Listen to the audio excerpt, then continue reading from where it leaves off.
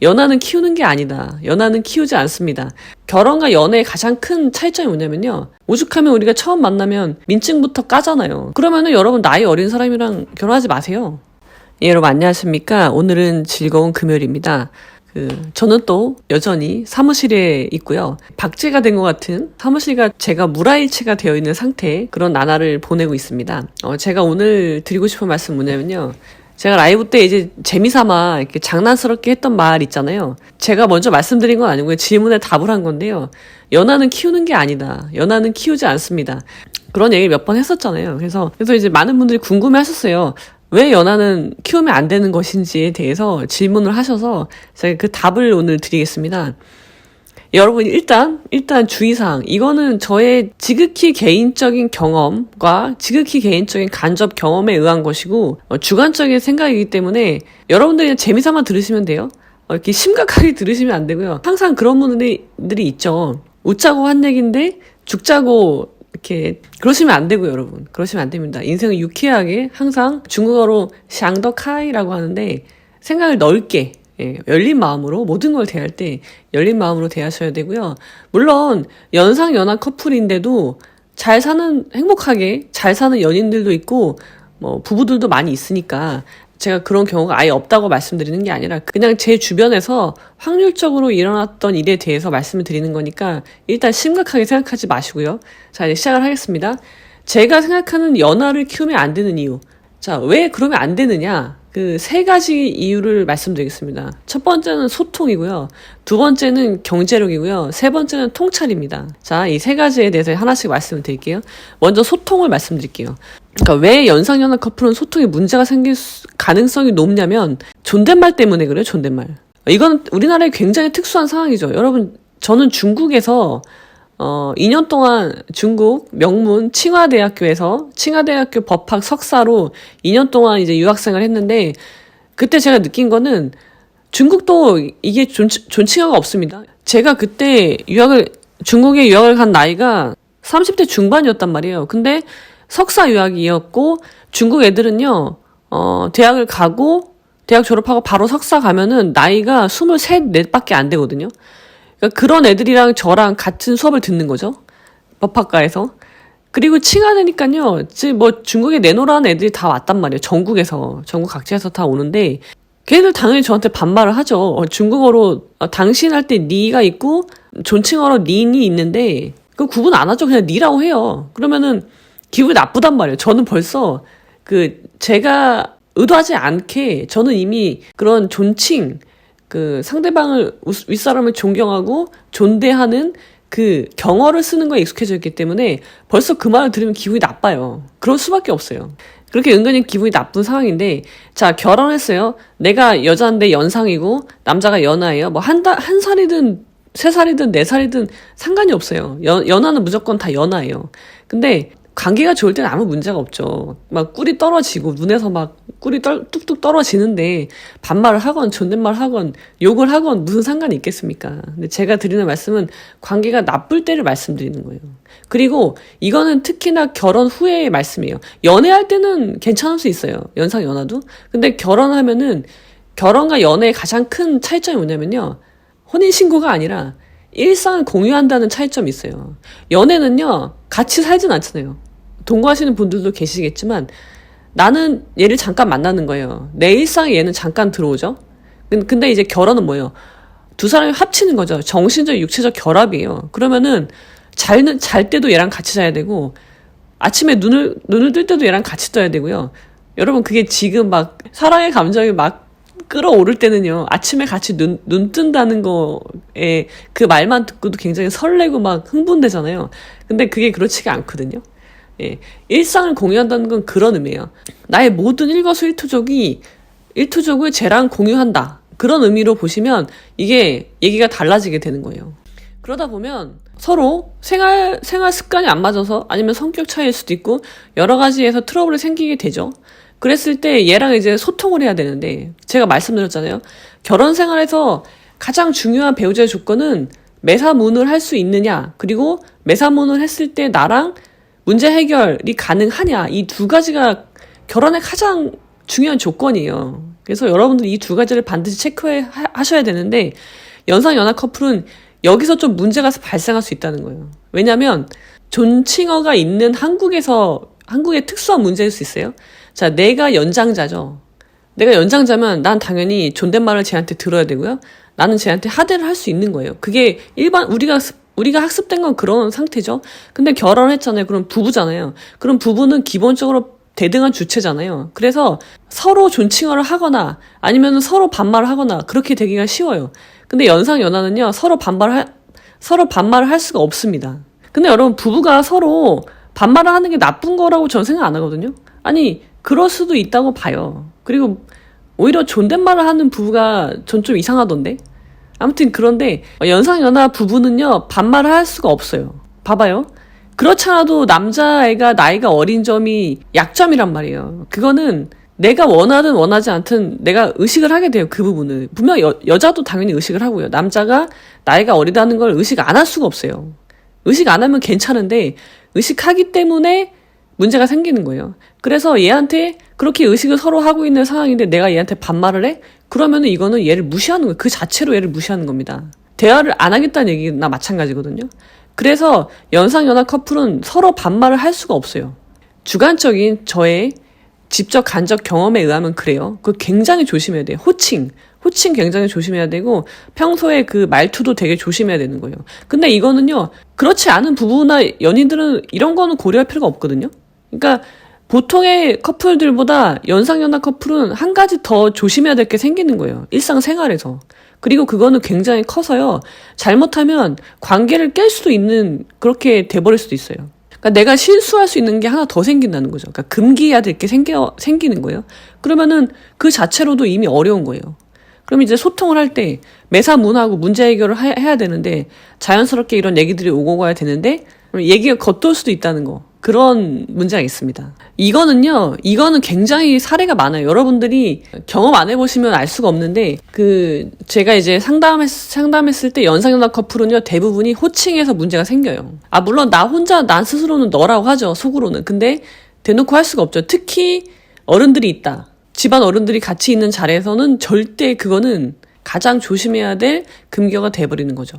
서로에 대한 호칭. 그리고 두 번째는요, 경제력이에요, 경제력. 연하는요, 연상보다 경제력이 떨어지는 경우가 많아요. 물론 이게 다 그렇다는 건 아니지만, 나이대에서 오는 당연한 결과일 수도 있어요. 나이가 어리면은 그 나이에 맞는 이제 그 소득 수준이 있잖아요. 월급 체계도 그렇고. 그래서 더 못 받을 가능성이 농후하다. 근데 뭐예요? 이거 너무 당연한 건데, 그거를 또 불만할 수도 없어. 그러니까 장난으로라도 얘기를 할 수가 없는 거예요. 왜? 연상 연하잖아요. 알고 결혼했잖아요. 그리고 그게 자존심을 또 상하게 할 수도 있어. 그래서 또 두 번째 금기어가 생기는 거예요. 그러니까 첫 번째는 호칭이나 말투에 있어서 조심해야 될 부분이 자연스럽게 생기는 거고, 두 번째는 경제력. 나보다 경제력이 떨어진다고 하더라도 터치할 수 없어요. 근데 이제 문제는 그거죠. 저 경제력이 떨어질 수 있지. 그럼 다른 거로라도 보충이 돼야 되는데 그게 안 되니까 이제 경제력을 문제 삼게 되는 거죠. 대부분이 그래요. 대부분의 다른 부분들도 마찬가지예요. 경제력 때문에 문제가 생긴다기보다는 그래 돈을 못 벌 수도 있지. 그렇지만 그 사람의 태도가 문제인 거예요. 그러면은 돈을 많이 벌지 못한다면 그 정서적으로 행복을 줄 수도 있거든요. 사람이. 근데 그것도 못하니까 글로 가는 거라는 거죠. 그래, 내 정서적인 부분 내가 포기할게. 그러면 최소한 돈이라도 많이 벌어와야 될 거 아니야. 이제 그런 식으로 이제 가게 되는 거죠. 근데 연상연하 커플은 그걸 또 문제 삼기가 어렵다. 그 다음에 마지막 세 번째 통찰력인데요. 이게 나이에서 오는 한계가 굉장히 큰 거예요. 여러분, 통찰력이라는 것은, 그러니까 삶에 대한 통찰력이죠. 나 자신에 대한 통찰력이기도 하지만, 삶에 대한 통찰력이 나이가 어린 사람이 있을까요? 그래도 연륜이 있는 사람이 있을까요? 당연한 거예요. 사회적인 경험이 있고, 물론 경험이 많다고 해서 통찰력이 높은 건 아니지만, 내가 실패도 해보고, 여기저기서 깨져보기도 하고, 그러면서 사람이 성장하는 거거든요. 실패는 그 사람을 성장시켜요. 근데 나이가 어리면 아무래도 경험이 적겠죠. 그러면은 실패도 안 해봤겠죠. 실패도 덜 해봤거나 안 해봤거나. 다 인간관계에서 오는 그런 걸 잘 못하는 거예요. 관계를 잘 맺지 못해요. 그래서 그걸 이제 배우는 거죠. 이제 연상인 자기 아내나 자기 여자친구한테 배우게 되는 거죠. 그러면 이 여자친구는 이미 사회적인 경험이 있어서 관계에 대한 그런 것도 있고, 어떻게 해야 되는지 자기 나름대로 이제 철학이 생기는데, 이제 얘는 이제 그걸 얘한테 가르쳐야 되는 거예요. 짜증이 나겠죠? 내가 남자친구나 남편은요, 직장이 아니잖아요. 그러면은 직장에서는 내가 의무감을 가지고 하겠지만, 아니, 내 애인이고 내 남자친구인데 내가 얘한테까지 직장에서처럼 그런 마인드로 해야 될 수는 없잖아요. 그러면은 거기서 멘붕이 오기도 하고, 감정적인 골이 이제 거기서 생기기 시작을 하는 거죠. 그래서 이렇게 보면 이런 분들도 계세요. 생물학적으로 미성숙하니까 내가 참아야지라고 생각하시는 분들도 굉장히 많습니다. 여자분이. 상대방이 생물학적으로 미성숙한 거예요. 근데 여기서 조심해야 될 게, 그 사람이 미성숙한 사람인데, 원래 여러분 사람을 볼 때는요, 문과 질로 봐야 된다고 했어요. 그러면은 이 사람이 질이 아주 엉망인 사람인데, 뭐라고 했습니까? 후목이라고 해서 후목, 썩은 나무. 썩은 나무는요, 여러분 조각할 수가 없습니다. 공자님이 하신 말씀이죠. 그리고 똥이 섞인 흙으로 만든 담장은 손질할 수가 없는 거예요. 근데 우리는 뭐예요? 얘가 썩은 나무인지를 모르고 계속 막 다듬으려고 하는 거예요. 이게 연상연하 커플에 더 심하게 나오죠. 왜냐면 얘가 썩은 나무인 거를 알지 못하고 얘가 그냥 나이가 어리니까 미성숙한 거야 라고 생각하는 거예요. 그러니까 자기 기만하는 거죠. 지인을 제대로 못하고, 아, 얘는 나이가 어리니까 그런 거지, 나이가 들면 괜찮을 거야. 그리고 내가 나이가 많으니까, 연상인 이제 여자분이 내가 나이가 많으니까 얘를 잘 이끌어야지, 그런 생각을 스스로 한다는 거예요. 스스로. 이게 나이가 상관이 없는 나라는 그렇게 할 리가 없는데, 우리는 나이가 굉장히 중요하기 때문에 오죽하면 우리가 처음 만나면 민증부터 까잖아요. 그 이유가 다 있는 겁니다. 나이에 맞게 서열이 정해지는 나라이기 때문에 나이를 여러분이 무시할 수가 없고, 내가 얘보다 나이가 많으면 아무래도 내가 얘를 더 끌고 나가야 된다는 그런 책임감을 스스로 가져요. 스스로. 얘가 시켜서 하는 게 아니라 나도 그런 생각을 가져요. 그리고 얘도 그렇다는 거예요. 얘도, 나이가 어린 얘도 내가 나이가 어리니까 뭐 이 정도는 용인이 되겠지, 아니면 저 사람이 나이가 많으니까 이런 건 저 사람이 알아서 하겠지, 그런 것들, 이게 학습된 거거든요. 그 사람이 원래, 연하인 사람이 원래 그래서가 아니라 우리나라 사회가 그렇게 사람들을 만들었기 때문에 그런 거예요. 그래서 굉장히 지인을 못하게 됩니다. 그러니까 연상연하 커플은요, 지인을 안 해요. 잘. 모든 걸 다 나이로 돌려요. 얘가 어리니까 그러겠지. 그리고 연하는 또 저 사람이 나이가 많으니까 그러겠지. 그러면서 서로 지인을 하지 않아. 그러니까 그나마 있는 통찰력으로, 요만한 통찰력으로 지인을 해도 모자랄 판인데, 그마저도 포기했잖아요. 안 하기로. 모든 걸 다 나이 탓으로 돌리기로 했잖아요. 그러니까 당연히 잘못 만날 확률이 굉장히 높은 거죠. 그리고 문제가 해결이 안 될 확률도 굉장히 높은 거예요. 소통도 문제가 생기니까. 소통, 경제력, 통찰력, 여기 세 개가 다 문제가 생길 수밖에 없는 구조라서 연상연하 커플은 굉장히 어렵습니다. 서로가 서로를 잘 못 알아볼 확률이 굉장히 높다는 거예요. 근데 또 뭐예요? 여기다 또 이걸 가중시키는 요소는 뭐예요? 주변에서 연상연하 커플이라고 하면 보통은 어떻게 해요? 보통은 시선이 여자한테, 야, 너 땡 잡았다 그러죠. 그렇지 않나요? 이런 경우에는, 그러니까 나이 차이가 많이 나는 결혼을 하면은 연장자한테 땡 잡았다고 얘기를 하는 거예요. 보통 땡 잡았다고 얘기를 하잖아요. 그러니까 여기선 여자죠. 여자한테, 야, 연계를 잡았네, 그런 식으로 이제 얘기를 하는 거예요. 그러면서, 야, 네가 젊은 애랑 사니까 네가 더 해야 되는 거 아니야라는 사회적인 의무가 생기는 거죠. 그리고 더 놀라운 사실은 본인도 그렇게 생각을 해요.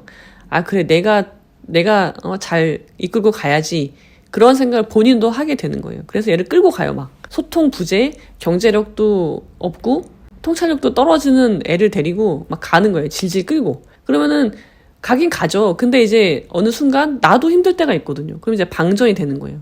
나는 이제 딱 이제 바닥에 쓰러졌어. 근데 이제 얘가 그럼 끌고 가야 될 거 아니에요. 부부니까. 근데 이제 얘는 안 하는 거죠. 근데 그때서야 보니까, 아, 얘는 원래 이런 애였지. 얘는 후목이구나.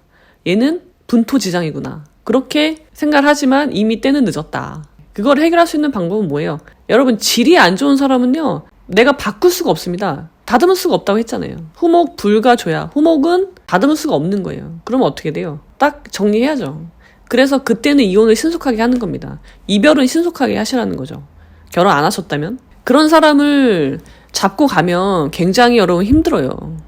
이게 사례를 볼까요? 그런 사례는 굉장히 많아서 상담할 때 연상연하는 대부분이 그런 문제가 있습니다. 제가 보면은 자, 이런 분이 계셨어요. 배우자가 어리기에 부족한 모습을 보여도 생물학적 나이가 있기에 수용하며 살았습니다. 그렇지만 더 이상 감당하기 힘들었습니다. 이런 분. 그러니까 이게 그 사람의 문제를 내가 지인을 제대로 하지 않고 결혼을 했어요. 근데 그걸 모든 걸 다 어리다고 돌리는 거잖아요. 모든 원인을. 사실은 그게 아니죠. 나이가 중요한 게 아니었던 거죠. 그래서 여러분들 제가 감히 말씀드리지만요. 네, 연상 커플이 여자 입장에서 연애는 할 수 있어요. 연애는 할 수 있는데 연애를 하는 이유는 뭐냐면요. 내가 사람에 대한 통찰력을 키우기 위해서 하는 거지 그 연애 자체에서 나오는 그런 쾌락 때문에 하는 건 아니에요. 여러분들 연애를 많이 하라는 게 사람을 잘 볼 줄 아는 능력을 키우라는 겁니다. 그런 거라면 괜찮은데 연하 커플이다.